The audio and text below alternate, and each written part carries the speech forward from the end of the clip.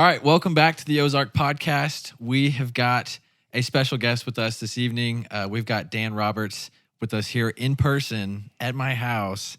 What a pleasure, what an honor. Welcome to the podcast, man. Thank you. I suddenly feel like there's thousands of people watching me in the corner of your room. Not watching. I don't love just that. Listening. Yeah, exactly. Just listening, like behind the wall. Yeah, they're there. Just ignore them. Behind the wall. For now, Yeah, just ignore them. It's all the ghosts in your house. They will be there later. We've got Kyle Plunkett on the horn as well. How are you, buddy? Good. Happy to be here. Yes, sir. Happy to be included in your house invite list as well. Hey, man, my house is your house. Is it an honor and a privilege for me to be here? It's always that. Okay. It is. But it is especially great to have Dan with us tonight. We've been talking, Dan. I'm going back. I was thinking about the first time we heard your name, heard about you, because a lot of times we find out about guests through other guests. Mm-hmm. And that was the case with you. I think the first time we ever heard your name was talking to Andrew McNeese, from Bluffline Media. Oh, yeah. He's the man. And he was talking about, he's got this series on YouTube. If you guys go back and listen to that, I forget which number episode it was, but he's got this series on YouTube called Ozarks on the Fly. Yeah. And he went through several different, I think it was 7 or 8 different individual topics. Yep. And you were like the feature dude for the Striper episode. And so that was the first time. The second time was, I think we were talking with Steve Daly, and he says you and he are good buddies. Yep. You've known him for a while. Oh, yeah, absolutely. And then you've worked at McClellan's in the past. Yep. So it's like a lot of, these. That is why your face is so familiar. I've been trying to place it for the last hour. Have you really been in there? Yes. Have you been in there in the last 5 years? I'm sure you've seen it. Yeah. Plenty of times. Okay, it makes sense. Yeah. Like I walked in and was like, I know this guy. I know this guy from somewhere. I don't You know walked in how. and I was like, what do you want? What What can I get for you? Yeah. We have zebra midges. What size? Do you want the rubies or do you want the zebra midges? Okay. The root beers. It's all making sense. Yeah. So that's like all these connections kind of coming together, but we've got you here now, and you do a lot of different things. You've done a lot of different things. I think I'd love to just start. We ultimately want to talk about, for anyone who's listening and wondering, like, what are these guys going to talk about today? Because we could cover a lot of different stuff just from the first 30 minutes we just talked before we started recording. We want to talk about striped bass and how you can catch stripers on the fly. And we'll get to all that because I'm super intrigued. That sounds amazing to me. To be able to go and do that. But let's just start with, like, what do you do? I know you are a sales rep and you work in the outdoor industry. It's kind of an interesting thing that I don't think a lot of people know about what that looks like. Yeah. So just a little bit of the background on who you are and kind of what you do. Yeah, so I guess I was born and raised in Little Rock and then came up to Fayetteville for school, graduated from there, and then basically got a job as an outdoor sales rep. And it's just I don't even really know how to describe the job. It's an incredible job. It's something that I wish everybody could experience at some point. Because like I was telling you before, no 2 days are really the same ever. It's just an interesting experience overall. And you kind of like, I've been doing it for almost 6 years now. And you look back after that amount of time, you're like I've done a lot of different things and got to see a lot of different cool stuff. Like the best way that I can describe it from the outside in, I think from my perspective is like getting to live out like every childhood dream that you've ever had if you grew up fishing specifically. Yeah. Like that really came full circle for me we did a Sims Lake Fork BASS event this past spring. Just getting to hang out like at the Sims tent, like I was the Sims guy, you know, which like, I don't want to sound conceited or anything, but getting to hang out with all the different pros and stuff, like it's just, I don't know. It's incredible. Yeah. Honestly. So, but from a day to day, so we rep 5 different companies essentially. So we've got Sims, Ross and Able Fly Reels. So that's 2 technically. And then Umpqua Feather Merchants and Buff. So what's cool about that is we rep a lot of different fly fishing stuff, but we also do a lot of the conventional side. And then with the Buff stuff, it just spans the breadth of everything outdoors. Yeah.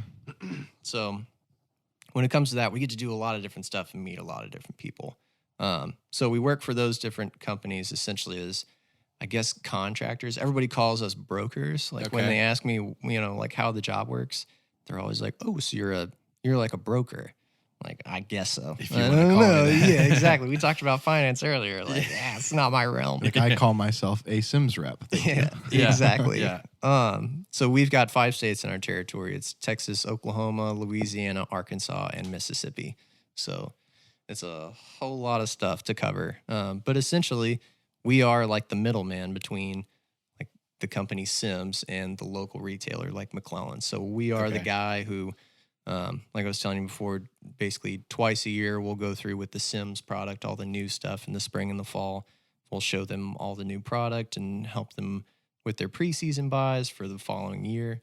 And then we also just do a lot of day-to-day stuff with our retailers, just helping them through the ordering process, helping them with inventory management. It's very interesting how many retailers I would tell you I feel like I own sometimes just Mhm. because they really they just hand me the ordering capabilities and they're Oh, like okay. we don't necessarily know what we're doing yet. It happens a lot with newer retailers and they're just like, make us an opening order and like send it, see what happens. Like we're gonna let you keep up with the inventory. It's like I already have You enough sure? people. Are you sure you want me to do that? So That's kind of unique just because you are on like the sales side of Mhm. things. Like that it's a business giving you like almost access to oh yeah, their books and 100%. in their pocketbook. People literally do that too. Yeah. They're like, oh, you just order whatever you want. Here's the credit card number. I'm like, well, don't do that. Dude. Like, you know what I mean? You But- should have a little bit more Yeah. say in this. right. But no, just so like from that perspective, you get to do something different every day. When it comes to the travel portion of it, that's super neat. Obviously, like I just got back from Louisiana, which is my favorite place to go to just for the food. It's incredible.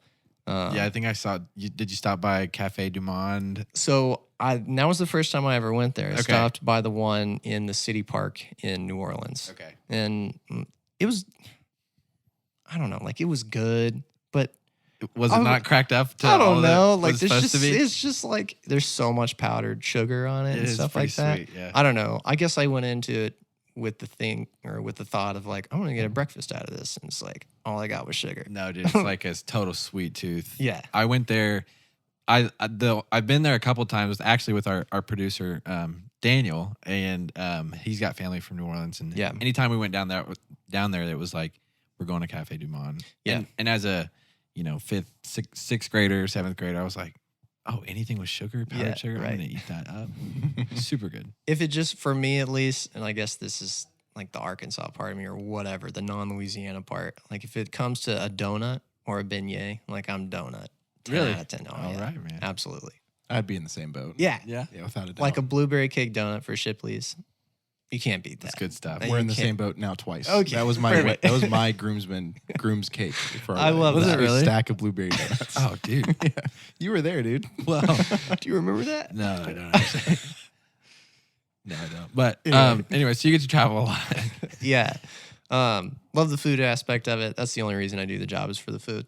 No, Yeah. but it is very cool overall. The job, like I said, I wish everybody kind of got to experience it Yeah. because there are so many people in the just outdoor industry that either approach me or approach other people and they're like, how do I get into this sales rep deal? Hmm. So it's definitely something that's sought after.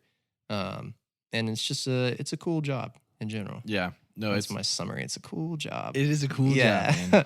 And it's cool to me too, because I think even before that, you got to like work on the retailer side too, right? Yes. So through college, you worked at McClellan's or Yep. So actually the day I turned 16, I started working at the fly shop in Little Rock, the Ozark Angler. So Okay, yeah. I had like my first, I don't know, like 4 years, I guess, of retail experience with the Ozark Angler. And then came up here for school and worked for McClellan's for a couple of years as well. Okay. So, yeah, it was cool because I got to see kind of two different clienteles through the store, two different fisheries. Obviously, like the Little Rock shop was always primarily trout oriented, and like it would change slightly with some of the seasons in the spring and whatnot. But like you come to McClellan's and they're so dedicated to like the white bass and the walleye run in the spring. Right. That's really cool that they changed so dramatically with the seasons for sure. Yeah. So just getting the different experience and things like that, it was neat to Yeah. have that. What was the go-to down in Little Rock? Were most people fishing like the Little Red Yep. or okay? Mhm. Yeah, for trout, it was pretty much the Little Red, or the folks with a boat or whatever would go up to the white in the North Fork. It was the same kind of deal over here as well. Yeah. You know, it's like some people fish the beaver tail water. Yeah. But it is what it is. No shade on the beaver tail water. But We love the beaver tail water. yeah, So don't sometimes it's just a lake. I don't know what to tell you. That is true. Yeah, It's almost like it's like a very long and skinny pond. that's literally it. Yeah. Yeah. No, that's cool. It's it's interesting that the fisheries change kind of from place to place, and you have the warm water side up here. I'm surprised a little bit that there's not more targeted warm water fishing down in Little Rock, because you do you can go up into the Ozarks and you can get access to like the Piney and the Mulberry, and you can kind of be around some of those areas, not too far away. For sure.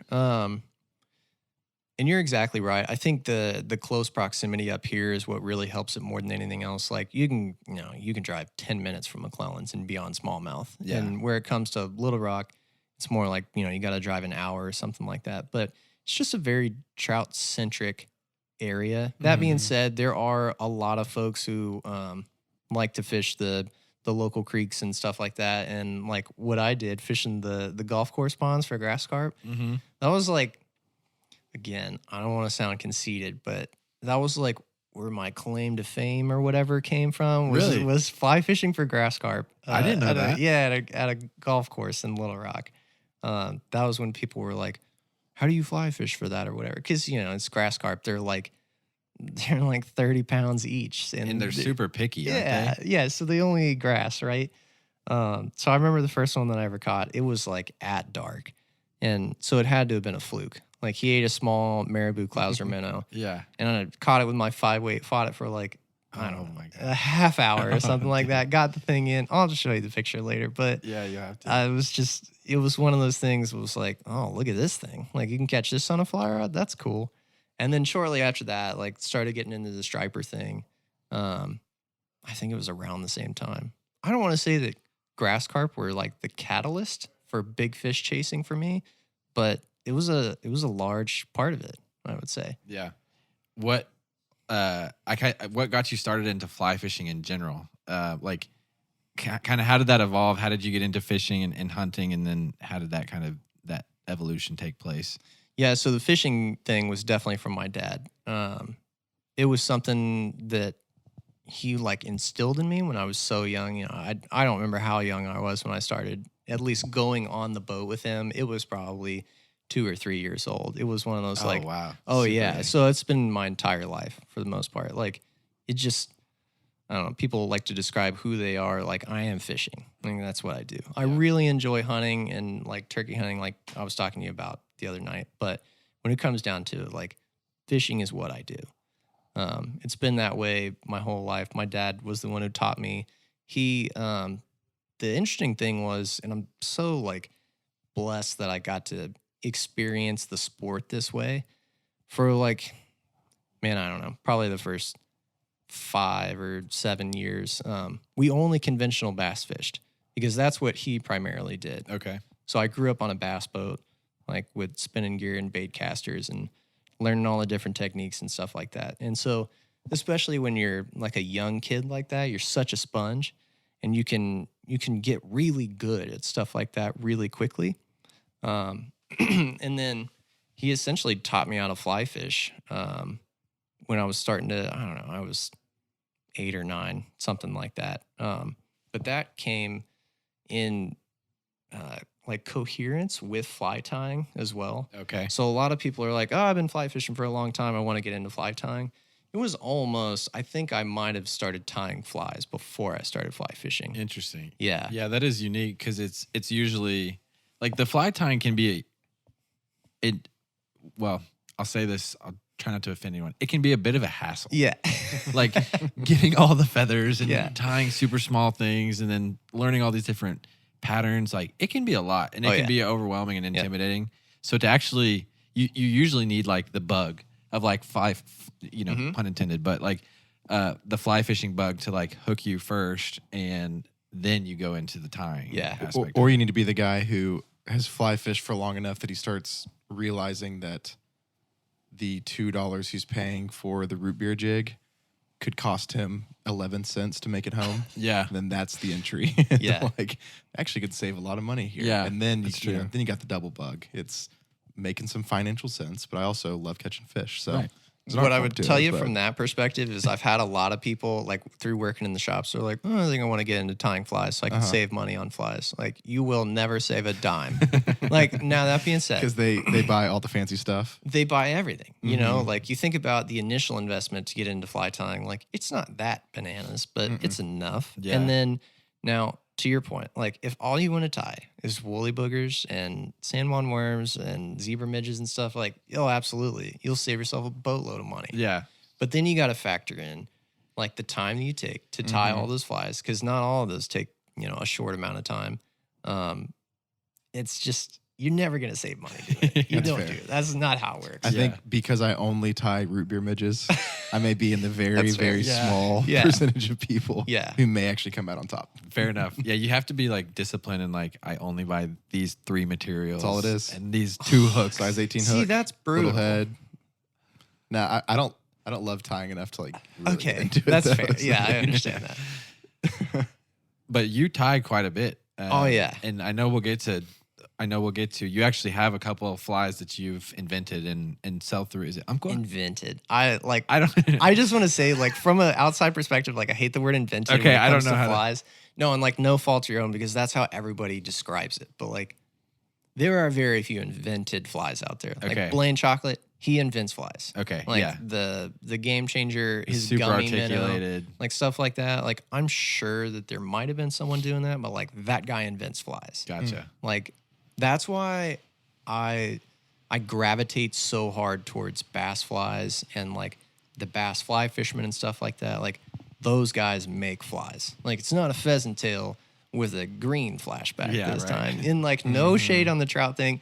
I just want to say, like, I enjoy trout fishing, but I'm not wild about it. Okay. Like, I'm very, very like warm water oriented when it Gotcha. comes to my fly fishing life, Yeah. because I do so much conventional fishing as well. So that being said, anyway, Yeah. I just wanted to throw that out there. No, that's good. I mean, you were brought up like your background, like you said, you started very much in conventional bass fishing out of a boat on a lake, I assume, and Yep. and doing that. And on the river. So growing Okay. up in Little Rock, like, we did fish lakes very often, but really the Arkansas River was Oh, like okay. where I grew up for Gotcha. the most part. I mean, it was twice a week during the summertime. Sometimes when it wouldn't get dark until 9 p.m. or whatever, I'd get off school, I guess come home from school, and then it was like, really, you want to go fish? Like, I don't have anything going on this afternoon. So we'd fish for like 3 hours. And it was like that for my entire life. Like, there was the normal kid who was like on a Friday night, like they were either getting into some kind of trouble or like hanging out with friends and partying and stuff like that. Yeah. Like, it's just, I hung out with friends and everything, but it was never like, oh, I came home at 2 a.m. Like, Yeah. it was like, I got to be home at 10. Like, we're waking up at 4 a.m. I don't know what to tell you. Can't get home at 2 a.m. Yeah, exactly. I'll die. You're right. Yeah. Yeah. So anyway, I don't know. Sorry, that was such a tangent. But anyway, that's okay. where I like kind of started fishing, was the Little Rock area.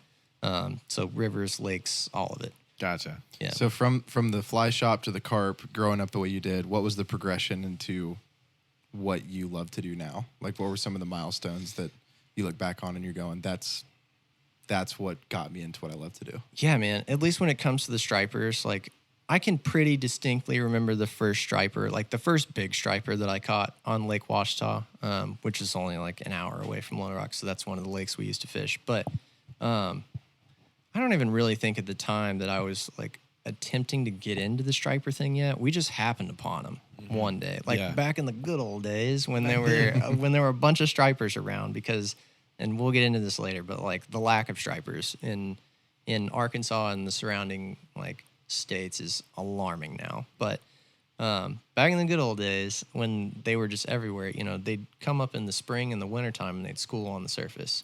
That's primarily how we still find them. But like just cast it into the pod Yeah. with a 9-weight or whatever that I was probably bass fishing with. And it was like, oh my God, what is this? This is a huge Yeah, fish. exactly. So from that point, I was just like, I got to keep doing this. Like, this is all I want to do now, you Yeah. know? So it was definitely an interesting transition for me. I feel like, unlike a lot of people, when my dad taught me how to fly fish, that's like all I did until we actually started repping for St. Croix rods, which Okay. was, I don't know, 3 years ago, 4 years ago, something like that. So you kind of hung up the conventional stuff for a while. Like I didn't touch it for, 12 years. Really? Oh yeah. 10, 12 years. Wow. Something like that. Like I was that guy. I was like, fly or die, baby. Yeah. Like that's all I want to do. But, and again, like no shade on that guy. But like, yeah, that was me for a long time. Yeah. Like that's all. So again, like being young and being a fly fishing only person, I learned a lot really quickly. Like from a casting perspective, I was just relentless. Like I figured out the double haul and wanted to learn how to do it. So I stood in my street like every day for a summer. I'd cast for like 45 minutes, just double hauling. Yeah. Like never letting it fall. Yeah. It was stuff like that. Like I was just relentless with it. So yeah, I mean, that was kind of I guess my fly fishing experience. And now like since we had St. Croix for a little while, that's really what initiated the conventional side back into my life. And now I'm like, I still fly fish quite a bit. Like I only fly fish for stripers for the most part. But I mean, conventional bass fishing is like one of my all-time favorite things to do now. That Okay. and crappie fishing. I know we talked about that. Yeah. So I'll just do it all Yeah. and do everything. Yeah. I mean, why not? That's the thing. I think a lot of people, you can really get into one thing and then like make that your entire personality, Absolutely. or your passion or whatever. But like there are certain situations where it honestly makes sense to go back and forth and to be well versed at, picking up a spin rod, or when you're casting at docks on a lake and you want to get up under something, you might need a bait caster. You got to flip under there. Yeah. You're not going to cast a over the top, fly cast into that. Right. So I think that's like a good way to be. It's just, it is hard to kind of go back and forth sometimes, especially when you think about how much money you spend on Oh man, one set of double gear. it. Yeah, Mhm. you Yeah. could just go ahead and double it. Yeah. Literally. Yeah, For sure. It adds up. It adds Yeah. up. But no, that's good that you do that, and that your background kind of allowed you to like know both and kind of play both, which is a big part of striper fishing, Oh yeah. right? Like, Absolutely. you kind of have to play both sides. You're in a boat. You're using like a fish finder. Yep. I assume. Yeah. Absolutely. But So you're fishing with a fly rod. exactly. So there's so many aspects of like chasing stripers with a fly rod that like you really kind of need to learn from the conventional side. Like there are quite a few fly anglers out there who know how to operate like electronics and like some type of skilled level. That is not me. See, I don't but know like fish finders at all. The I've general, never had one, so. Yeah. exactly. Like Yeah. that's the general, consensus is. And again, like not to say that fly fishermen don't know how to use electronics and things like that, but like that's so central to the conventional world. Mm-hmm. So you just like you're able to learn things from both sections of fishing, I guess, and then you can when you piece it all together, that's fly fishing for stripers. Yeah. Which you want to talk about chasing the most difficult fish in the lake. It's a fish that I don't think they have any lactic acid buildup from what I understand. So like they never stop. Like the fish, they don't just idle around like a bass or a crappie. They'll get on a brush pile and live there for, several months or maybe a couple weeks or whatever. Like stripers, they follow food and they never stop moving. And that is their whole thing. So trying to pin them down is like nearly impossible. Yeah. Like I've had so many instances where you go into a cove one day and they're just lit up. They're everywhere in there. They might be on the surface or down deep. You go in there the next day, they're all gone because the shad might be gone out of there. Like they're chasing shad. That's why they were Mhm. put in the lake Yeah. is to contain the shad populations essentially. But it's just If you like suffering, let me tell you a sport that you're gonna really enjoy. I got the thing for you. Yeah. If you like exactly. suffering, you pick up fly fishing. That's exactly if you right. really start. like Yeah. suffering, you then Yeah. throw in electronics. Yeah. That's why I like summertime so much because Uh-huh. that's when I do most of my bass fishing, at least like up where I live on Beaver on like the river side. Because Yeah. like all I do in the summertime for the most part is conventional bass fish. It's like, it's so casual. The Yeah. weather's Mhm. nice. Like you got your 5 bait casters on the deck. You're like, I'll throw a worm. Yeah. Like there's the brush pile. Like it's weedless. I'm just going to throw it in there. Yeah. It's like, there's a 5-pounder. That was fun. Jeez. That was easy. Like, and again, not to say the bass fishing's easy because it's arguably more difficult than fly fishing, from like a technique perspective, and like you can really get into the weeds on bass fishing. But from like a comfort perspective, I don't know. I love You can't beat conventional. it. No, you can't. Yeah. It's so good. Yeah. And crappie. You're big on crappie too. Oh man, you want to talk about the ultimate relaxing sport? Yeah. Like, get yourself a live scope and go crappie fish. It is the most fun thing you can do. Yeah. Everybody, like, there's certain people out there that still call it cheating. Like, I don't care what you say. Like, 80% of the boats out there have a live scope on their trolling motor or whatever at this point. So, like, if you can't beat them, join them. Yeah, and seriously. then it's fun. It is so much fun. Well, let's get into the striped bass. Mm-hmm. And you kind of started hitting on some stuff there that was really interesting and kind of, I don't know, where do you want to start? Do you want to start with like, what is a striped bass maybe? Or Yeah, I mean, I guess we can get into like, and this is the one that I'll probably say something wrong. So I know you have some listeners that are probably experts in this, but we can start with like, how did a striper like get into a lake? okay. Because a striper by nature is a saltwater fish. Right.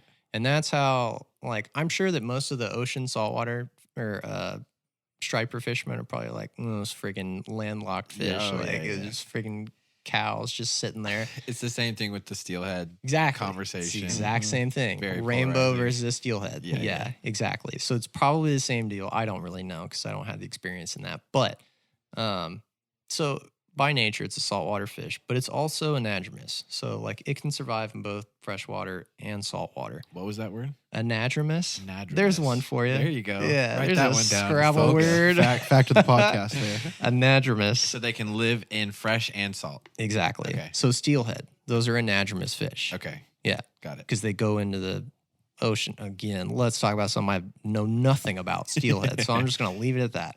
I just know that they're anadromous. But so over in the Carolinas, I hope I get all this right, the Santee Cooper or the Santee River, I think is what it was. So it was a river system that ran into the ocean from, I don't remember where, but essentially in the 60s, they dammed it up, and essentially the stripers that were running up the river from the saltwater side got stuck in there. Oh, in the lake. When they formed the Santee Cooper Lake chain. Okay. They essentially found that these fish were continuing to thrive in like a fresh only environment. And I think they were also like spawning successfully in that lake river system as Okay. well. Just because, yeah, they had to have been because it was a river at the time. Yeah. That being said, stripers are very, very finicky when it comes to the whole spawning situation. So a lot of people say that they're sterile. It's not a sterile fish. So they can spawn. They just don't do it successfully in very many places. So they have to have a river system to be able to spawn. So they'll run, essentially in the spring, they'll run up the river system, follow the current. They drop their eggs. And then, I don't remember, it's like 14 river miles or something like that. The eggs have to be able to tumble to be able to actually hatch. Okay. So because most of our landlocked systems don't have that, the stripers will continue to attempt to spawn every year, but they won't do it successfully. So they'll drop eggs. Mm. Most of them will, Okay. but basically none of them will hatch. And that's so like thinking about Beaver Lake, and you've got the White River Yep. flowing in at like Goshen area, Yep. Twin Bridges, stuff like that. Yeah. That's when they're in spawning season in the spring, I assume. Yep, exactly. They're running up the river, and they're trying to spawn, but they're not actually doing it. Exactly. Okay. Yeah, they're not successfully doing it. Okay. Basically. Got it. So that's essentially what created a fish stocking program with stripers. Mm-hmm. They found how good of a forage fish container stripers were for shad and herring and things like that, or Mhm. whatever was in the lake systems at the time. Because a lot of our lakes had huge forage fish issues. And some of them still do. But anyway, so they essentially pulled some of those fish, and they did what most, fisheries do with trout as well. So they started artificially spawning them. Yeah. And now they basically take them and just, truck them all over the country, and they dump them in. They stock them just like a trout, basically. Okay. Works the same way. So, yeah, I guess that's like the big deal with how stripers got started in lakes. Gotcha. Like, how did they end up here? Yeah. Like they had never been here before, right? Right. Mhm. So in the White River system, like you will find fish in places they're probably not supposed to be because they follow current or they like come over floodgates, things like that. So the heaviest populations are in the lakes where they truly stock them. That being said, there are several lakes that have a small population of them as well, Okay. just because they ended up there. What about the striped bass and white bass crossover? Oh yeah, the hybrid. The hybrids. Hybrids are fun. How does that work with the whole 14 river mile, the tumbling, So those fish are totally sterile. Those cannot spawn. the A hybrid. the hybrids cannot can't. spawn. Okay. Yeah, so white bass, I think they successfully spawn, Mhm. from what I understand. Like, I've not really done a lot of research on that, but there's enough of them up there around Twin Bridges and whatnot that Yeah, they definitely do. yeah. So a hybrid is completely sterile. From what I understand, they do not try to spawn. They cannot spawn. Talk about a fish that its population is dying out. Really, I don't know about across the country, but across Arkansas for sure. It used to be known as like one of those fish that was just everywhere in most of the lakes in Arkansas. And the game and fish here has really eliminated almost all of the hybrid, like true hybrid stocking programs in Arkansas. Oh, so that was a stocked program as well. Yep, exactly. Okay, in my Yeah. head, for some reason, it was the female striped bass are dropping eggs. Right. Unsuccessfully, they're not being fertilized by Yep. male bass. Yeah. So then the male white bass are, I guess, hybridizing Yeah. on these eggs. But it was a stocked fish. Right. Got it. Yep, exactly. So that's like a true test tube fish right there. Mhm. Like they make them at the fish hatcheries and they just put them wherever. See what happens. Exactly. That makes sense. Yeah. Gotcha. So that's how the hybrid thing works. Okay. Gotcha. So that's what's going. That's okay. So that's about the striped bass. That's how they got here. That's why we have striped bass. Exactly. In Arkansas. Yep. Okay. We've covered what is a striped bass. Yeah, exactly. And how they got here. And how they got here. Where do we go next? If people want to start catching these, do we talk gear? Where do you want to go? Yeah, so I guess like where do you go for them? Like how do you, or like let's go with best time of the year to like attempt to target one. Love Okay. it. Because I get that quite a bit. Yeah. Like people that'll message me and be like, oh, I want to go chase stripers. Like, when should I go? Or people that are like in July, they'll message me and be like, I want to go chase stripers. Where should I do it? I'm like, nowhere. Like they're all in 140 feet of water right You just now. missed it. Yeah. So that being said, best time to chase stripers on a lake system, essentially. Spring and fall/winter. So if you're looking for, from my experience, more of a topwater bite, like the true like blitzing stripers on the surface, your best bet is to go in the wintertime. Okay. Now for beaver, that means more like mid-October until first part of January, like mid-January, Yeah. somewhere in there. With the absolute peak of it, again, in this area being December-ish. Like Okay. that's always my golden month Yeah. for the most part. Just because on the other 2 months, you have a lot of migration in the fish populations. Okay. Because again, they're following shad. So the shad are so particular with water temperature that December is really one of those months where it can kind of stabilize finally. And they're at the top because that is the only warm spot they can be. Yeah. That kind of thing. Yeah, that's exactly right. Okay. Yeah. So, so they'll chase the shad up on the surface. Like that's the best time to find the schooling topwater fish. Yeah. It's also not so much of a fun time to fish for them because it's really cold. I was gonna say. Yeah. But it's cool from that perspective as well because they're really they're very undisturbed during the wintertime because there's not a lot of people on the lake in general. Obviously, you don't have any of the wakeboarders and wake surfers and stuff like that. But even fishermen, like you have quite a few wintertime bass fishermen, but it's a lot less than it is in the spring. And, and then even like crappie fishermen, like when crappie comes to mind for most people, they think like spring. Yeah. Like gotta do it in the spring. But so from that perspective, I like the winter the most because you can find them on top. And you're relatively unbothered by other people. Okay. So it's like, it's the whole experience, I guess. Like that's the really fun time to be out there. Right. So from the spring perspective, you have a shorter window, and you have to chase the fish a lot. And what I mean by that is when I was telling you earlier how they, like you can catch them in one cove one day and like they may be gone out of there the next day. Mm-hmm. Just like we were talking about, they attempt their spawn in the springtime. So they're cruising their way up the river system. So you got to follow them pretty hard, especially once they get into the river system. Like basically, I don't know, you could call it like the 12 bridge if you want to, the 112 bridge or the 412 bridge, like whatever you want to designate as the river part. Yeah. But once they make it there, like they're making a beeline as far as they can up that river system. Okay. As well as following shad. So from like a fish eating perspective, I've seen them eat a little bit more happily in the springtime because that's like they're really trying to bulk up. They're like working. the early spring. Exactly. They're trying to fatten up again because they're trying to go and spawn and whatnot. Right. Early spring as in March? So early Ish? spring, yeah. So February? What are we thinking?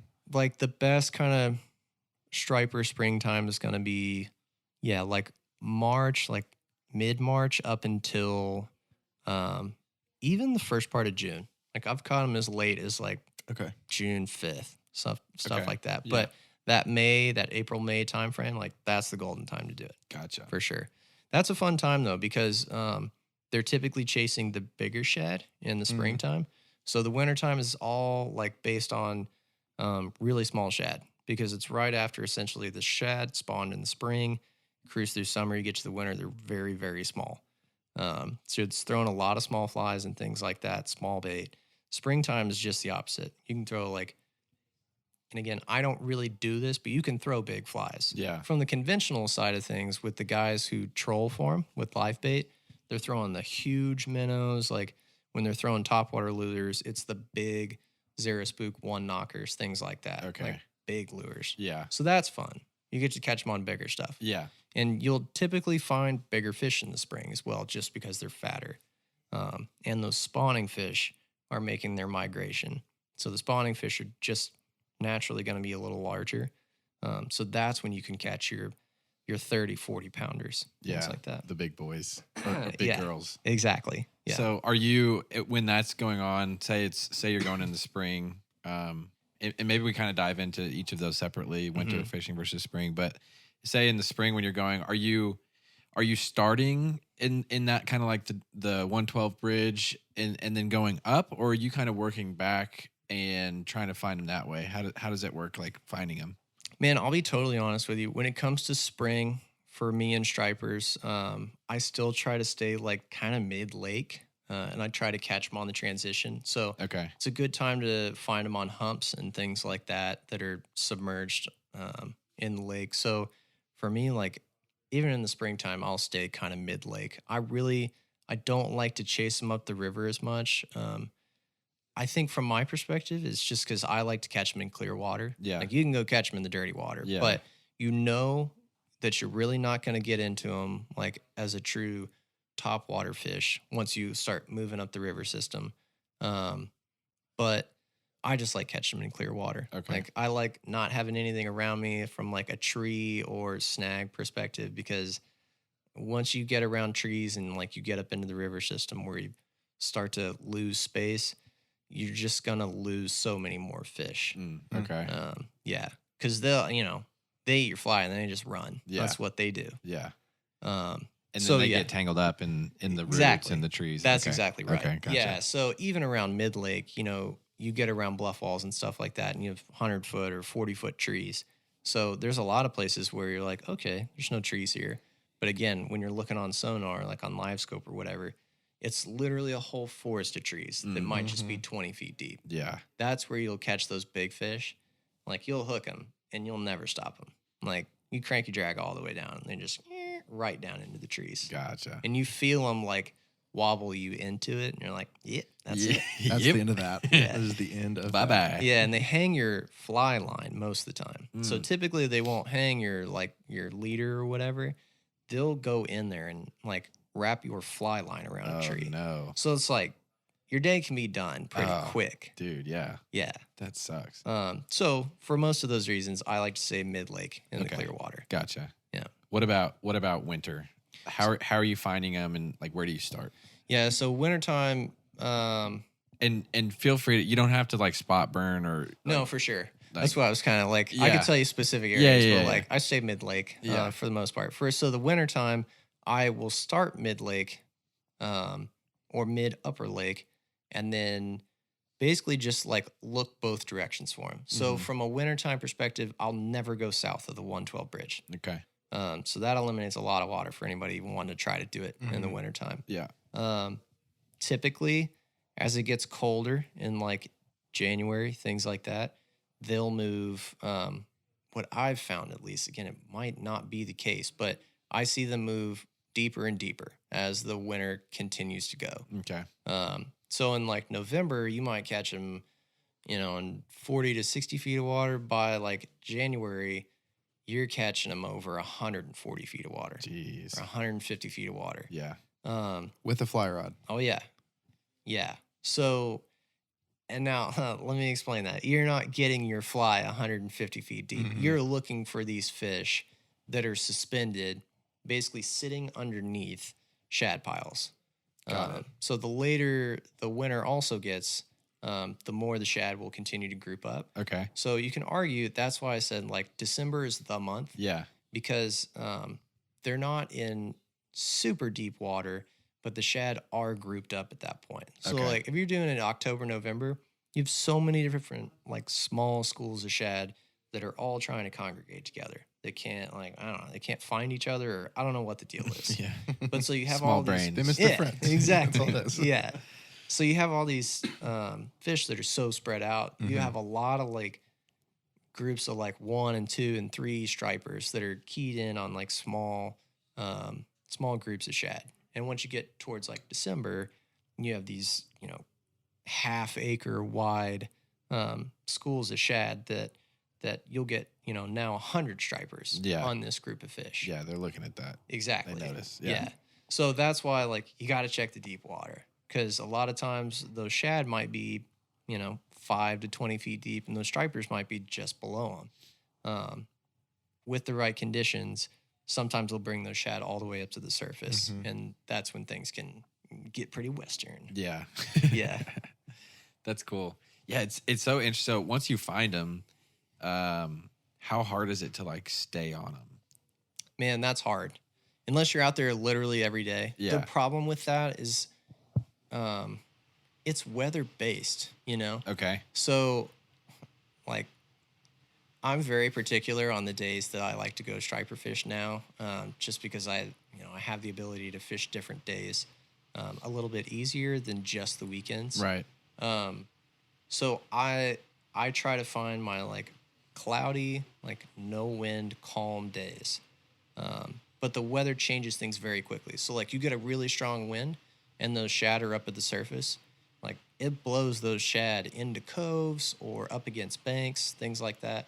A lot of people don't realize that, or at least people that are trying to get into this fishing don't realize how much just the wind can factor into like what the fish are eating, because that's what you have to chase. You have to almost go into it knowing like I'm not chasing stripers, I'm chasing shad. Okay. That's the mindset. So a lot of people would be like, this looks pretty good. Like, let's stop and fish here. It's Yeah. like, well, are there any shad? And Yeah. I'm like, not really. It's like, I mean, I'd keep moving, buddy. Probably keep going. Yeah. But yeah, so anyway, that's my perspective on that. Gotcha. Okay. Gotcha. What about maybe we talk a little bit about like setup and rig, like boat rig, but also your the tackle that you're using, the fly and you know, sinking line, how much, how far, how fast, For sure. what kind of leader, all that stuff. Yeah. So first and foremost, anybody like wanting to learn how to do this, I would definitely recommend the Striper on the Fly book from Written by Dan Roberts. yeah, exactly. Written by me. Wrote it today. Buy my book. No, exactly. It's oh geez, man. I think it's Henry Cowan. There we go. Holy cow. I was gonna say Pat Cohen. That's not right. Henry Cowan. He's like the guru of landlocked striper fishing. He's been doing it forever. And the cool thing about him, from what I understand, he came from the saltwater side. Oh, really? As well as the conventional like crossover. Okay. So he's done it all. He lives over in Georgia. He fishes the like Lake Lanier. Is basically he's been guiding for like, I don't know, 40 years, whatever. Okay. But Gotcha. he's really like the first guy who's put out a book detailing how to do it. He's the guy. He's the guy. Okay. For sure. So from that perspective, like you take a lot from what he says in the book, and obviously he just came out with it like 2 years ago or whatever. But initial setup for it, you're looking at somewhere between like an 8 and a 10 weight. Sinking line, this is kind of one of the things that he covers like quite a bit, but you need to have several different fly rods rigged up because you don't know if it's going to be a floating line day. Because quite honestly, like if they're on top, that's pretty much all you need is a floating line. Like it can be simple if you hit them on the right day, and it's just pretty rare. That's the hard part is timing. Exactly. Hitting them on the right day. Yeah. Yeah. So from like a wider perspective, the three like series of lines that you should consider having with you really at any time is a floating line, a full intermediate line. So basically a full sinking line that goes like 1.5 to 2 inches per second. Okay. So slow sinking, and then a fast sinking fly line. So I use the Scientific Anglers, the triple density series. Okay. So, and again, they make a lot of different, I guess, sink rates with that series. I like throwing the intermediate sink 3, sink 5, or the intermediate sink 3, sink 6. Okay. Those are kind of, that's kind of the way to go with most of those. If they get really deep, like if you're having to fish them where the fish are like almost 40 feet deep, which is very difficult in itself, they also make a 357. So it essentially, again, it's tapered with 3 different sink rates. Gotcha.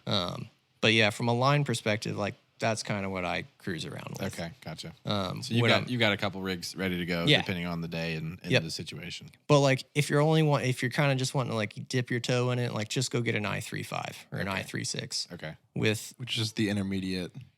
So that's an intermediate sink 3, sink 5, or 6. Either one of them. McClellan's has all these. Go buy things from McClellan's. So from a line perspective, that's basically what you need. A line weight perspective, like I say, you can throw it anywhere from an 8 weight to a 10 weight. An 8 weight will get you by until you get into a big fish, and then you'll wish you had a 10 weight. Okay. So I like a 9 weight rod is a weird size. There's not a lot of people that throw 9 weights. It's kind of like 7 weights. Like people just don't do it. Yeah. But 9 weight is a great rod because you get kind of the finesse of an 8 weight and the lightweight aspect of an 8 weight. Because you're hauling it around all day long. Yeah. You really need to take the weight of the fly rod into account. Yeah. When you're kind of choosing what you want there. That's a lot of muscle, and you're going to be fatigued. Well, yeah, exactly. Like you're literally throwing a tungsten rope around all day long. Yeah. And not catching a whole lot of anything. So you cast a lot. You cast a whole lot. So that's kind of the setup from that perspective. Leader and tippet. This is another one that, like, I don't know. Like, I get into the weeds on this stuff, when it comes to tippet, at least like line size. I'll throw, if I think they're being really finicky, I'll go down to 8-pound for them sometimes, Okay. which makes it tough. Obviously, if they get around any trees, like they're going to break you off Yeah, they're snapping. every time. But typically I'll throw 10-pound or 12-pound fluorocarbon. Some guys, like when the fish are happy, like you can throw 20-pound for them. I don't care what anybody says. If you're in a little bit dirtier water, like you can really up your line size You there. get away with it. But the safest thing to go with is a 10 or a 12-pound Okay. leader. And you sometimes go down to 8 just because you feel like they can be that spooky. Oh yeah, absolutely. And you have to also take into account that when you're throwing like a swim fly of some kind, trying to imitate a shad, your line size is really going to dictate how that fly works through the water. So like if you upsize to 20-pound test, when you're stripping that fly, it's going to stay a lot more rigid overall. So it's just going to go like kind of just forward through It's like the water. pulling it with a stick It's exactly right. versus Yeah. a fishing line. Exactly. see that. Yeah. So Yeah. like you cruise down to 8-pound, first of all, sinks faster, lower diameter. You're going to get down a little bit quicker. Mm-hmm. More like invisible, if you want to call it Yeah, that. sure. Like it's invisible line. But then, yeah, I mean, just working the fly overall, like it'll dart a lot more because we're typically throwing like really more aerodynamic flies and a lot smaller flies. So it's not things that have like a big deer head on it or something that'll create its own action. That's why the like tippet size comes into to play a lot more with Gotcha. this stuff. Yeah, those shad flies are interesting because it's, a big number 2 hook or whatever. Yeah. And then it's really thin and not a lot of feather or whatever the material is to Yeah. make the different colors. And then Yeah. a couple eyes glued on it. You look at it and you're like, it doesn't look like a fly that I'm used to seeing. Especially, you see the guys who go for the big brown trout with the shad on top and whatever. Absolutely. And it's these huge, tons of stuff Yeah. all over it type fly. Yep. And then you go for some of the biggest fish in the lake and it's just this little dinky thing. Yep. Yeah. Yeah. It is really funny. Like the amount of fishermen that I encounter that are like, "Oh, what are you fishing for?" I'm like, "I'm fly fishing for stripers," and they see the fly and they're like, "How are you going to catch it with that?" I mean, because it's truly like in the coldest part of the winter when those shad are really, really small, we'll throw inch and a half flies. Like I'm talking about, Small like we're flies. looking for a hook that's strong enough, that's like large or like small enough to where you can tie a 1-inch fly. Wow. Like some little EP stuff. So again, getting back to like the tying your own flies thing, Yeah. like you have to do it. Like I don't want to discourage people from getting out there and trying to fly fish for stripers because it can be relatively easy. And that's why I put a couple patterns out there that I know work relatively well. But I mean, like in my box, when I'm out there doing it for, like most of the winter, I've got essentially the same pattern in like 4 or 5 different sizes. Okay. And when I say sizes, I just truly mean lengths. So like I'll have 1-inch flies, 1.5 inch, 2-inch, 2.5, 3-inch. I mean, you get really into the weeds on it. Yeah. But you've got everything you need. Oh yeah, At least the confidence. You feel like you have everything. that's you need. exactly right. Yeah. And then like by the grace of God, you end up catching a fish. Yeah. You just hope that they spit up shad. Mm. That's like your golden opportunity right there. To see what they're eating Exactly. on the right size. Yep. Oh, okay. Exactly. So like I can't tell you how many like dead, half decomposed shad I've brought home and like put on my tying table and be like, all right, this is what we need. Let's tie it. Yeah. Ah, okay. So that's a huge aspect of it is like not only like the fly itself and the colors for it, but like the size of the shad because there's so many different sizes of shad in the lake. Like I said, it can be easy, but you can get really like, don't be like me. Don't get into as far into the weeds as I am. Well, go ahead. Well, so I want to hear about the patterns that you've put out there. Before we do that, one final line question. Do you have a tapered leader? Is that super needed, or are you taking the saltwater approach of like, just throw 8 feet of the 8-pound line on? No, so this is another one that I'm sure everybody has their own opinion because everybody does. When it comes to a sinking line, you got about half the people out there that are like, oh, you need like 4 feet of 20-pound or whatever. I've not really found that that's the case, at least when you're like chasing stripers specifically. So I'll throw like a 9 or a 10-foot tapered leader. Okay. So That's what I like to do most of the time. Like I won't just throw a single diameter, like 8-foot piece of tippet. First of all, because like that would be impossible to cast. Most of the time when you encounter like your sinking line fishermen, it is traditionally like it's musky fishermen, it's river smallmouth fishermen, and it's trout fishermen. Yeah. And so in most of those scenarios, it's the same kind of deal. Like you're running a swim fly of some kind that's got its own action. It's a lot of fish that might not be as spooky. And the other deal is when it comes to stripers, like they're chasing shad in, there's 9 million of them that they're looking at there. Yeah. They're not wanting to chase the one that's going 100 miles an hour back to the boat. Yeah. So a lot of times, like, yeah, you're throwing a sinking line, but you need that like 8 to 10 feet of invisible, like tippet or leader that's sitting down there against the fly. Because sometimes, again, Henry talks about this in his book, but he calls it the countdown method. You'll throw it out there and you'll count to like 10 or 15 or 20. And a lot of times that's when those fish will come by and pick it up. I mean, just a slow sink in the water. Really? Yeah. Just on the not drop. touching it, like throwing it as far as you can and then not touching it for, upwards of a minute. So either trying to get down to where the fish are, if they're deep, or if there's specific fish, if they're really, really lazy, again, like late winter or something like that, you just throw it out there and let it sit. And sometimes they'll just come and grab it. And that looks like just the sinking, dying shad, I guess. Yeah, it's exactly right. The 1 out of 9 million that's just kind of dropping. Because they sit. That's his time. Yeah, exactly. It's going to get 8. Because they sit under those shad piles, so you think about it from a striper's perspective. It's just like, all right, let's see which one of them's going to come down here. So you let it sink for a period of time, and then you start stripping it. Gotcha. So how important then is it?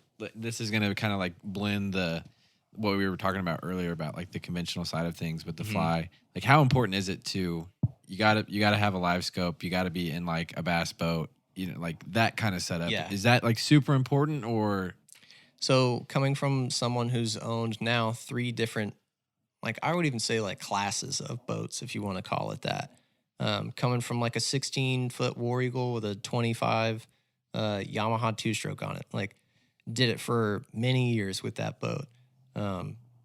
You can absolutely do it with that. It's not, where it really limits you from that perspective is how far you can go around on the lake. Okay. So when it comes to the boat that you're choosing, you almost want to decide like, how much am I gonna be fishing?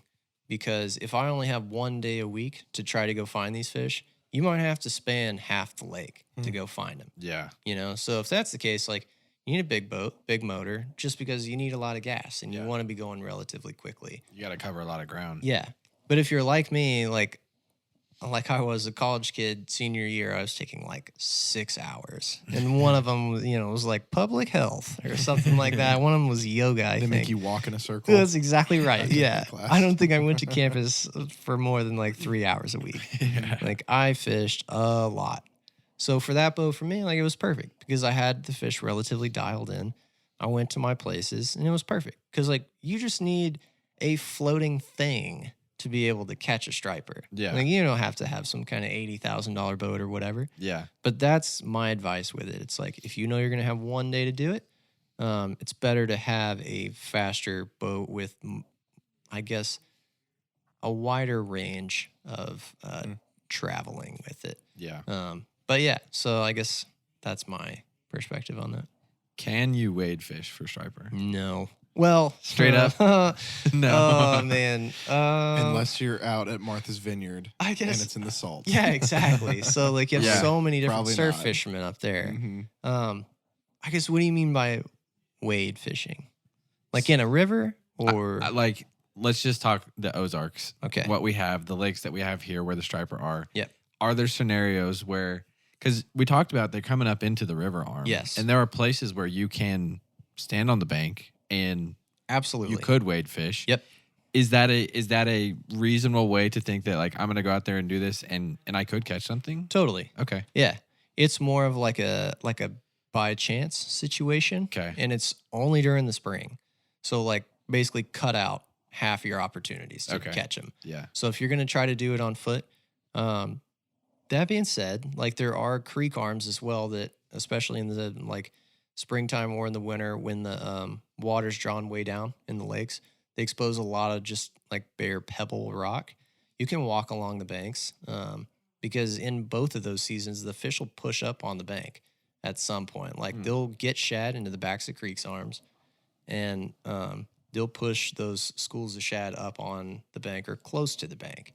So from that perspective, like your backdrop is going to be really difficult to cast around because Yeah. you're typically going down. You know, if you know the Ozarks, like you're just going straight downhill. Yeah.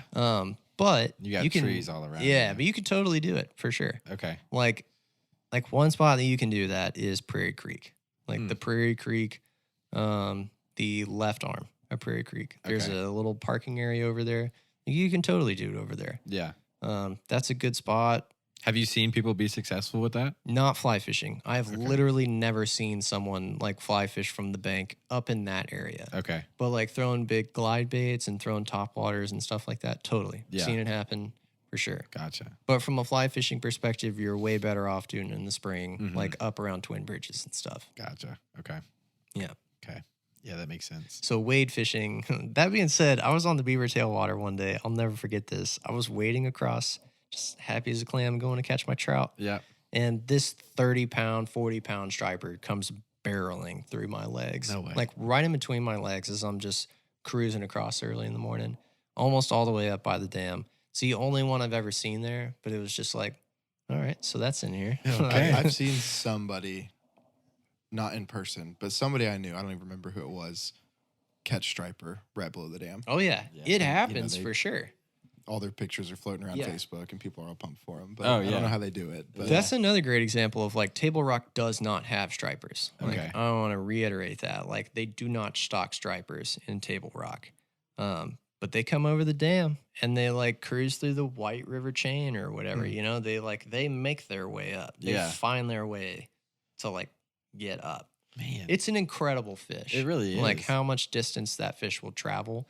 Again, because it's a saltwater fish. You Yeah. know, you take them out of a hundreds of miles perspective and put them into a lake system where, you know, like it might, 100 miles maybe, something like that. But like even greatly or like a whole lot smaller than that. Yeah. So you take a fish that's used to just never stopping. Just the open ocean or Exactly. whatever. Yeah. Yeah. So it's a cool fish. It for is. Sure. So let's talk about playing the fish. You talked about it a little bit there, kind of, a countdown of a drop and stuff Yeah. like that. But playing the fish, hooking the fish. Yeah. What is that like? I can't imagine catching a 20-pound fish on an 8-weight fly rod. Yeah. And that just ripping drag like through your hands. And It's I'd tell you like, all right, so we'll just kind of start from beginning to end, I guess. Let's say you have the top water fish. So first of all, it's like a violent flush. Like I don't care if you're throwing a top water fly or a subsurface fly, which I typically only throw subsurface, but like, you're 60 feet away from a fish that's on either a small group of shad or one shad, and he's like just flushing the water. is it usually a long cast? You said 60 feet. Like, is it usually you're casting So way out that's there? the funny thing. Like sometimes it is and sometimes it isn't. Okay. Like I've caught some big ones that, it was a 20, 30 foot cast, but I would tell you overall, like for your greatest chances of success, most of your fish, at least up on top, are going to be a long ways away from you. Okay. So like I would tell you on average, I'm making a 60 to 90 foot cast, Yeah. like most of the time. Okay. So you really got to have a double haul. Oh yeah, you gotta like hum it out there. Now it helps a lot having the sinking line because that really carries a lot of the extra distance for you. So it's not as difficult as you might think. You could pick it up pretty quick. Okay. do you manage your line just on the boat deck? Line management is like the whole thing. It's like it's kind of like tarpon fishing or whatever. Like that's the whole thing. You can put your feet up there.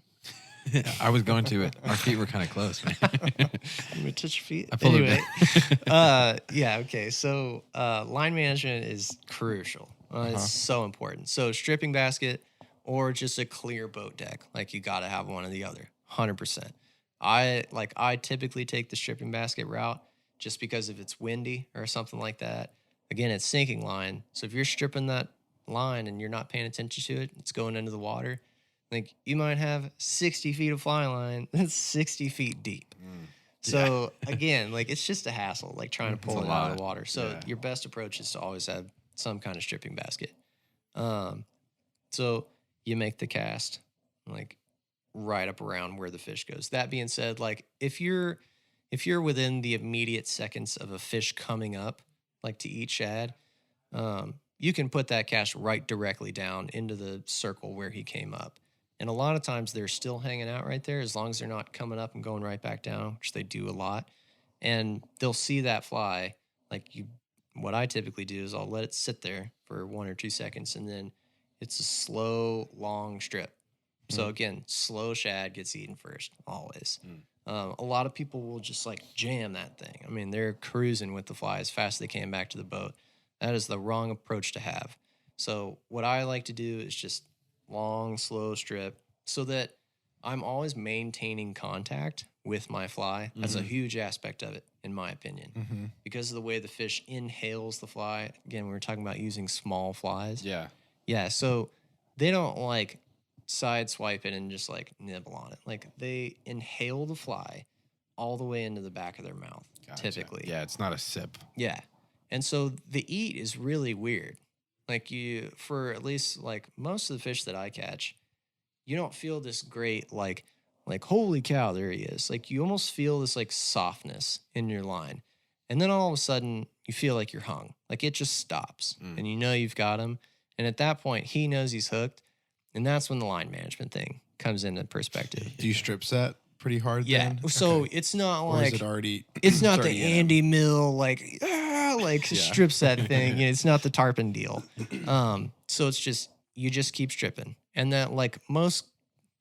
I don't want to, because again, I don't really know, but I would say like most good saltwater guides will tell you, like it's not like it is in the friggin' movies. Like you're not like I got him. Right, you just Unless keep it's- doing what you're doing. Unless it's a big one, yeah, you just keep stripping, like just maintaining contact with the line, and like then you just come tight with it.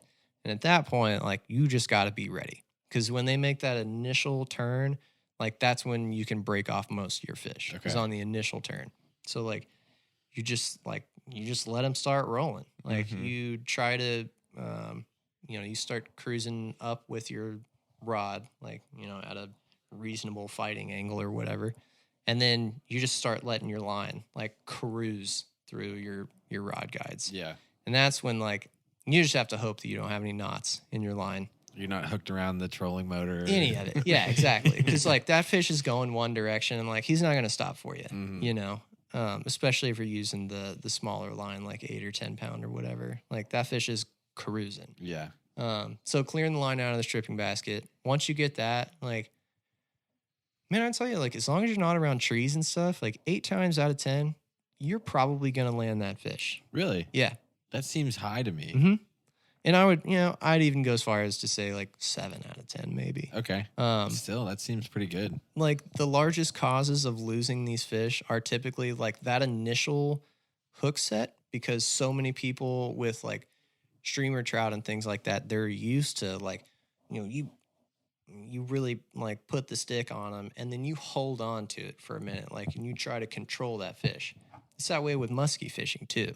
So like you get a musky fisherman and like, obviously those guys are really experienced and advanced, so like they would know what to do, but it's not like that at all. Like you hook the fish and you let them run.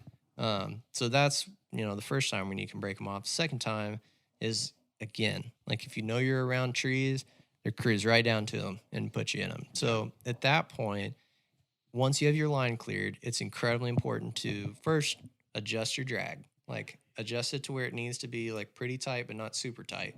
And then use your trolling motors, just start heading to the deepest water you can find. Get away from any kind of obstacle. So if you hook them next to the bank and there's trees, like put your trolling motor on 10 and just start right into the middle of the creek. Yeah, Like okay. just try to get away from them. Gotcha. Yeah. Because even when you hook them out in the middle, it's incredible how like the spatial awareness that those fish have. You'll hook them out in the middle of 140 feet of water. They'll go straight to the bank because Really? they know that that's where the trees are. Yeah. They're going straight for cover. They know. Absolutely. Gotcha. It's unbelievable. Like they won't just head out of the creek arm or whatever. They'll just right to the bank. Like 9 times out of 10. Yeah. But so yeah, and then like the danger zone, I wouldn't necessarily call it the danger zone, but like when you should really start considering things is when you get into your backing. Like most of the time, I tell you, if you hook a fish, especially like towards the end of your cast, like you're gonna be in your backing. Mm-hmm. From my experience with it, you should really never be more than like 50, 60, 70 feet into your backing. Like it'll happen with big fish. Now that's outside of like you catching a 20, 30 pounder, like they're just gonna cruise and you just have to fight them for a while. Yeah. But with the smaller, like, 8 to 15 pound fish, like, 50, 60 feet out into your backing. And like, you should have control of that fish and like really start hammering them. Yeah. Because you fight it just like a saltwater fish. You see the guys on the deep sea fishing and they're like, they're using the back technique. Like you reel down and you lift up. It's the same basic principle. Yeah. Sure. It is a saltwater fish. Exactly. Yeah. Are you ever chasing the fish? Say it's a big one, right? Yeah. Like this thing's just gonna tug. Yeah. Are you ever having to just actually go after him and I've done it a few times, yeah. And you literally just have to chase the fish around. yeah. Like if you're starting to run low on backing or whatever, like absolutely. Yeah. You just start chasing the fish. Oh man. Yeah. I can't That even is so imagine cool. what that would be like to have one on the end of the line. So I honestly don't even like telling the story because most people are like, wow, what an idiot. But but here we go. the striper, the only striper that I have mounted, and it's because like it was basically like dead by the time I landed it. Caught it in the springtime. It's like same deal. April, like fish was up on the bank. He was happy chasing schools of shad. Hooked this thing, and it's just like gone. It takes me, like 60, 70 yards into my backing. Like it's just cruising. So start chasing it. Chase it all the way out of the creek arm. And then at one point, the fish just stays right below the boat. So I'd already got most of my fly line back. But the fish, once you get at a certain angle with a striper, like you cannot do anything with it. You're not picking him up. Yeah, exactly. You can't because it's like a big brick sitting in the water. Like you can't just pick up the weight of the fish. Yeah. So if he doesn't want to come up, he's not. And that's basically it. The one that I've mounted, I fought for 5 hours. No way. I'm dead serious. Oh my god. Like I said, I dude. don't even like telling people because they're like, what an idiot. I could have landed that in 10 minutes. I'm telling you, like, I've caught hundreds of these things. And I don't know what was special about this fish, but it got to the point where I was like, we got to go home. Like, I'm done with this. It's 3 a.m. Yeah, it was one of those. It was like, I think my buddy was going to Little Rock. Oh, that was the worst part. So my friend was with me who had never caught a striper, and I was on him. Yeah. I was like, you're going to catch one tomorrow, Yeah. guaranteed. So I fought one fish for 5 hours. Dude. And he was like, whatever, man, it's super cool. So he didn't even get to fish. No, pretty so much? he didn't even get to fish. Oh, dang it. So when it finally came down to it, I was like, I'm done with this. So reeled up my rod, basically pointed it down straight into the water. Half the rod was in the water, cranked the drag all the way down, and I just pulled the rod directly up. No way. So like no bend in the rod at all. I just just straight tug. slowly, like real slowly and carefully just pulled it up. And the stupid fish just like starts coming on up. And he wasn't dead. Like, it wasn't dead. It wasn't like he had died or anything like Yeah. that. Like, I got it up to the surface, and he was like, I netted him, and he was fine. But, like, You're like, I at should that have point, done that a lot sooner. yeah, maybe. exactly. So at that point, I was like, what an idiot. Like, God. But yeah, so we landed the fish. Oh, and it was raining the entire time. Oh, It was just like, makes it it was even better. such a brutal day. That's tough. That makes it even better. So that's my old man in the sea story. Gotcha. That's my white whale. There you go. Very. I know that's different, but, It is different, but it is very old man in the sea. Yeah. Like the fish that just took forever Exactly. to get in the boat. That's Yeah. amazing. And then by the time he gets it home, the sharks have taken it. That's your friend. Yeah. He's like, get this thing out of the boat. Exactly. And you- that's so you striper mounted it? fishing. Yeah, I mounted that one. That's big the only was he? one that it was like 20. That was the other funny thing. Wasn't that big? No, that one was like 25 pounds. That's big by my standards. So Seems the big. funny Seems thing was, big. How big did they get? oh man, I think the state record's like 70 pounds or something. shoot. Oh yeah, they're huge. Oh my gosh. Yeah.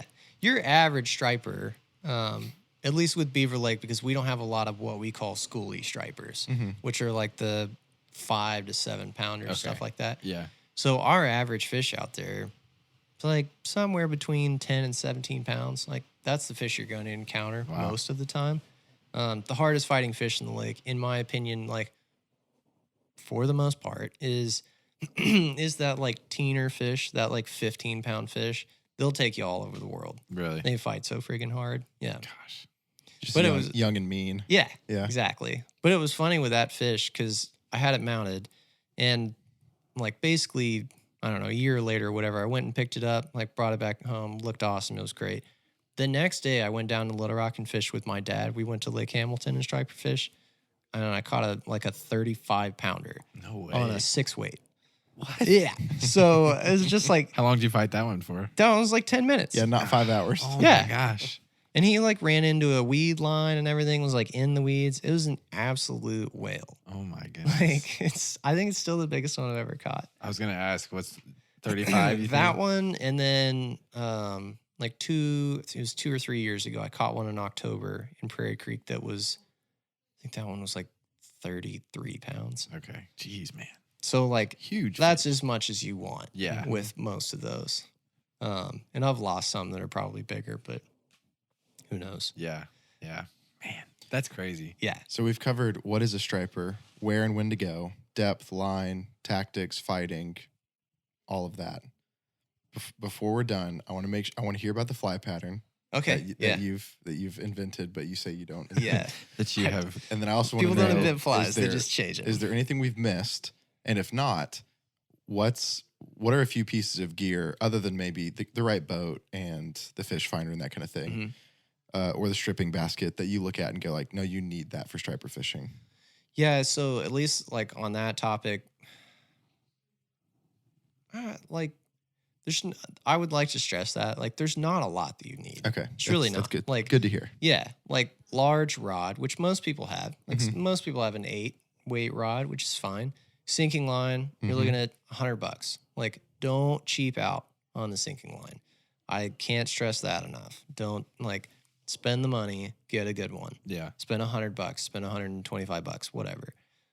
Sinking line, some bait fish flies. Doesn't have to be like mine, but I would love it. Love the royalties. But we'll tell you what the name is and where to buy it. Exactly.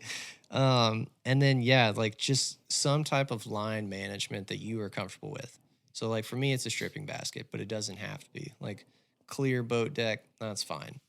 And your stripping basket, you sent me like a PowerPoint thing, so Yeah, I looked through it. Your stripping basket is like a laundry It's basket. a right? lawn basket. Yeah. Yeah. So the guys who are like, that's talk about another thing we get into the weeds on is stripping baskets because space has always been a huge factor for me in my boats that I've had. So I've never really had the ability to like have the fully expanded like big giant fiberglass or like PVC stripping basket. Mm-hmm. And the stupid things are like $200. Yeah. Which again, like if you're looking at it from a like I kind of want to try this perspective, Yeah. just go on Amazon or go to Home Depot, whatever. Like find you a lawn basket that you like Mm-hmm. and buy it, and that's basically all you need. Like Yeah. I buy collapsible ones. Like I have a very specific one that I like to use, and that's basically it. I have little so what I call like line management spikes in there. Like Okay. most stripping baskets have those. Yeah. But what mine are is like 1.5 inch wide nozzles for like a sausage maker. So like if you have deer sausage Yeah, and like you're a like stuffer? casing it, yeah. Yeah. So and I just obviously you don't cut the like tip off of it or whatever. And they're made of plastic, they're not sharp. Like you cut a 1.5 inch hole or 2 inch hole and you just jam them up there and silicone it. There you go. So like it's yeah. Just whatever works. Do it yourself. Yeah. DIY projects Yeah. with Dan. Yeah, that's man. I thought about starting a YouTube the other day. I was Yeah. like, I really thought about it the other like a year ago, basically when I was working on my trolling motor. Yeah. I had it completely taken apart because I was changing. I'd broken the steering collar on it. Okay. Which I don't know how much you know about the Minn coated Tarovas and the steering collar, but like you have to dismantle the entire trolling motor. And like I'm the type of person that I'm not taking it to a dealership. I'm like You're gonna do it I'm gonna yourself. do it myself. Like I found a video on YouTube and I was like, I can do that. And sure enough, like I had the thing taken apart on my boat for like 3 days. But I fixed it Hey, and man. it was what it was. But yeah, those type of scenarios, I'm just like, maybe I should like start a YouTube channel. Yeah, like, dude. here's some random things you don't know. Why not, man? I was watching some YouTube thing the other night, and it was these guys. It's like they just make videos, and after a while they pile up, and it's like it continues to get views. And Yeah. you look back, it's like 10 years from Yeah. now, it's like that video has 1,000,005 views, and I get paid $2,000 a month from it. It's Yeah. like, what the heck? That sounds awesome. I'd Yeah. love to get paid for Yeah, the that does sound awesome. stupid projects that I do. That sounds awesome. Yeah, Because I end up spending way more money than necessary because it's like, well, this wasn't the right size of that, but like I'm just gonna hang on to it. Yeah. Like, that's every project. yeah, man. So tell us about the fly. Okay, the fly. So technically, there's two of them. One of them is called you have one with a lead eye that's gonna sink a lot faster, Okay. and then you have one that's still subsurface, but it's a slow sink. It's more of a finesse approach. Okay. So that one's called the Pop Shad. There's actually a new rendition of it coming out for next spring. So spring 24. Okay. So right now, like I know you can buy them if they're in shops, the regular Pop Shad, but like it's actually going to be updating to a newer version with a stronger hook and whatnot. Just more updated to the fly that I'm actually throwing now. The pop shot is the slower sinking one. Yes, Okay. exactly. So essentially what it is, like it's an EP brush body, essentially, that's trimmed down on the sides and on the top and bottom to give it like the slim shad. That'd be a good fly. The slim shad. Slim shaddy. Slim shaddy. Heard it I here like first, that. folks. That's the next one. I'll tell you Heard what. it here The other first. one, I really want to like invent another fly that I can call Bobo's Thumper. Do you guys know what that is? No idea. Bobo's Thumper. Okay, so No. this comes from the conventional side of striper fishing. So in the summertime, when dudes are out there trolling for stripers in the super deep water, they have this box that's got a rubber mallet inside of it on a rotating arm. So it hits the inside of this box like every, however many rotations, like every minute. Yeah. And it's just a constant noise, but you can hear it from a mile away. It's a mallet hitting the bottom of this box, and people just have them in their boats, but people swear by them during the summertime. Really? Yeah, so you can watch and I've never seen it work in person because I've never really seen them in person, but Yeah. you can watch your graph, and what they say is you just see fish start coming up underneath your graph. Really? Yeah, the shad and the stripers and whatnot. But so yeah, if you're ever on the lake in the summertime and you're around this just constant beating hammer noise, it's probably Bobo's Thumper. Bobo's Thumper. Yeah. It's not, is it supposed to be emulating like a drum fish? I don't know. Yeah, I was thinking, do people don't hear that know. and think the stripers are making that noise and I- everybody's confused on it? I or think some feeding or people, something? yeah, some people say it mimics the sound of stripers feeding. Feeding. Oh, okay. But anyway, I really want to name I would it Bobo's love- Thumper. Bobo's Thumper. I would love to interview the guy who figured that out. That would be an Like, interesting one. yeah. For sure. What got you that out there would be on a your boat? wild interview. Oh, I bet. believe it. It's like, why in the world do you have a rubber mallet on your Yeah. boat hitting the bottom of a box? It's like, Seriously, let me though. tell you that story. Yeah, let that me- would be. Here's how I we don't know. figured Because that one the out. original guy's I just hit the bottom of my boat a bunch of times. Totally. And fish showed up. It's Yeah. what? To be I up was, there with I was country stomping to a good I song. was Fish dancing, just started dancing showing on the up. boat. Started Just jumping started into the showing up. boat in the Yeah. live well. That'd be up there with the butt grunt of oh, I was the first. Yeah. I was Very, the very first one to do first. that. I was in a tree and I grunted at a deer. Mhm. Yeah, Of course, just walked his up to actually me. took off. I don't know if I've ever heard of the Bobo's Thumper. Well, So- now we have Now we have. Bobo's Thumper. Bobo. Yeah. Bobo. Bobo. Okay. Bobo. Like the clown. Isn't that Bobo? You got it. There's at least one clown named Bobo. At least one. Anyway, sorry to derail you, No, but I you're just good. had to make sure you knew what that was. Okay, so we got Slim Shady. Yeah. That's going to be coming in. Bobo's Thumper's Yeah. coming. Yeah, so two But more flies in the coming. Two that meantime- are on the That's market awesome. now. In the What Yeah. meantime, you can buy the Pop Shad, and Yep. then what's the other one? So the other one's called the Good Friday. I named it that because it is the spring fly. If you want to catch stripers with it, great, good to go. But it's also it's a modified clouser. So again, going back to I didn't invent this fly. Gotcha. I modified a clouser Yeah. and put my own spin on it. So it's great for walleye, Actually, a buddy of mine just caught a limit of walleye on it like 2 days ago. really? So great for walleye, great for white bass, like good for just bass in general. Like it is the springtime fly, something that gets down deep quickly, like either to the rocks or like whatever, just gets below piles of shad, things like that. Gotcha. So those are the two flies. Those are the two. Good Friday and Pops shad. And the walleye, they're running right now, right? So it's early. Not yet. They're Okay. still in deep water. And they're Okay. fun to catch, though. Yeah. yeah. You like them? See, I think they fight like a wet sock. I think they're I fun. love I think eating they're them. fun on a fly rod, Okay, that's fair. mostly because Yeah. people don't target them on a fly rod. You're So right. I enjoy doing it. Yeah. And then, I love eating them. So, of They're course, so they're good. fun. Yeah. They're so good. We kind of lucked into them a couple years ago down at Twin Bridges or below that, or is it above? It's above that. It's above that. And we lucked into them. That's the spot. Didn't even know. We were out there we're like, oh, maybe we're gonna get into white bass. Maybe we'll hook onto this. We're like, all of a sudden we start pulling them in left and right, and we're like, they do fight like a wet sock. It's like, Yeah. am I hung? Am I stuck? Yep. Did it die? Yeah. Oh, that's a walleye. Yeah. That They you eat pull good. up. But man, they're tasty. Oh, they're so good. Yeah. The cheek. Oh, so a lot of people don't like northerners know about that walleye Okay. cheeks and walleye wings, but Yeah. a lot of people down here do not know anything about the cheeks. It was new to me. Who was it? Your papa who told us about that, or might have been your I dad? think it was my dad. Yeah, I had never cut a cheek out until like 2 years ago, yeah. and I remember frying that up for the first time, and I was like, best part of the fish. Oh, it's So the good. best. They say Cut the it's like cheeks out and throw the rest of the fish away. freshwater scallop, Yeah. or whatever. So, Yep. for anybody listening who's never eaten a walleye cheek, go catch a walleye Yeah. sometime this spring. And then, you use your fillet knife and a spoon to cut. your thumb, Or I your think, thumb. I was yeah. gonna say, like, I don't even use a spoon. Like, I Do you just, not? You just cut cut around around? it, and then you leave some of the skin on it and fold it backwards, and you just peel just them pop off. it out. Yeah. Yeah, they'll So peel it's, right I off. mean, I don't know if a fish technically has a cheek, but it's the fish cheek. So it's These up on the do. face. Yeah. It's the meat around it. It's like the wings. And, like, I know they don't fly, but they have we're gonna wings. call it a Yeah. wing. Yeah. And so cook it like you would a scallop. And Eat it's it, got the same eat kind it of next texture. to a steak, and you got a surf and turf. Yeah. It's awesome. It is good stuff. It is good. All right. Have we covered it? I think that's like, like kind of it. All right. I don't know, like catching a striper.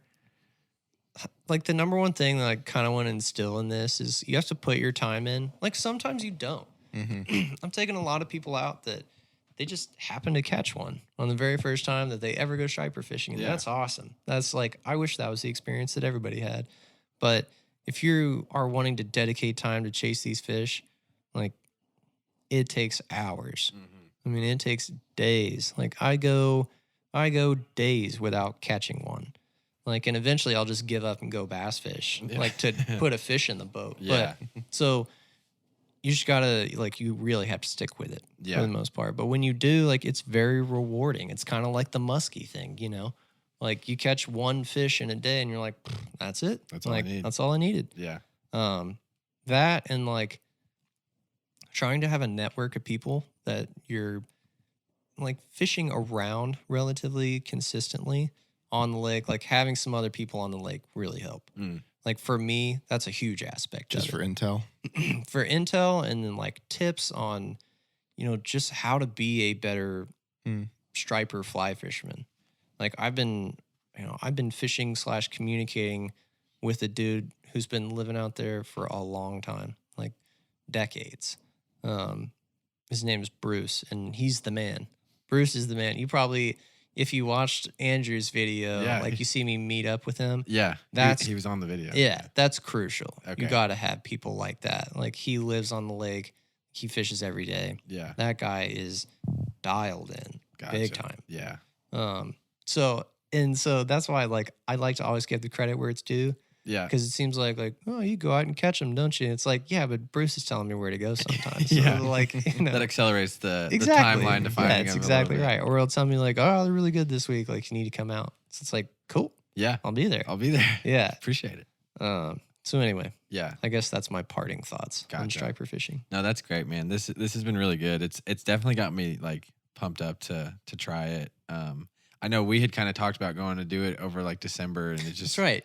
And it just I never, totally forgot about it. We need to go do that. We'll do it in materialized. the spring. Okay, Yeah. we should. We'll go in like April, because it can like again once Bruce lets me know like the fisher, because Call it he'll Bruce. actually he's kind of dialed in as far as like when he starts seeing fish on top. Okay. Whenever that starts happening, like, man, you can have some fun days out there. Yeah. Yeah. Yeah. No, that sounds awesome. I just can't even imagine like the feeling of, because I've never done any saltwater fishing. Kyle, I think you have like, Done it a few on a times fly on a rod fly at rod. It's least. very similar. And you it's know? like just to even have the chance at getting something that's 20 pounds Right. on the end of a fly rod that's yeah. going to fight you to the death. that like, eats a tiny little, like it's kind of like the tarpon thing, right? Like Yeah. you throw like a little pololo worm or whatever. They're like 2 inches long. mhm. And you're catching 160-pound fish with that. Like, what do you do with that? That's amazing. crazy. That's insane. It shouldn't, that like doesn't equate in my I mind. know. like, Yeah, it but doesn't does make any sense, right? go together. But no, it's got me pumped up. I'd love to get out there and try it. And I think like these are some practical steps for, it's not the easiest thing in the world, but it just like anything else, you got to just go try it. You got to go Exactly. put in the time and Yep. try to figure it out. No one's going to hand it to you. Yeah. You'll be unsuccessful quite a bit. Yeah. But when you're successful, it's really cool. Yeah. It's like nothing. I mean, you can't catch anything else in the lake on a fly rod that is the same caliber of fish. Mhm. You know, like you can catch a giant flathead catfish, I guess, Yeah. but good luck catching that one with a fly rod. See, I for don't the think you most can catch anything in Arkansas that's probably that caliber of a fish. Yeah. I mean, part. Exactly. you can catch a huge trout, Carp, Yeah. maybe or carp. carp. Carp are fun. But Yeah. I'm thinking just overall, just how difficult it is, and also just how big they are and how Yeah. aggressive they are. I mean, that's Yeah. a totally different game. It's our saltwater fish. Yeah. For sure. Yeah, for sure. That gets me pumped. Yeah, that's cool. Well, Dan, thanks for coming on the show. Absolutely. And just sharing your information generously and hanging out with us for a while. It was a Yeah. good time, man. Definitely. Yeah.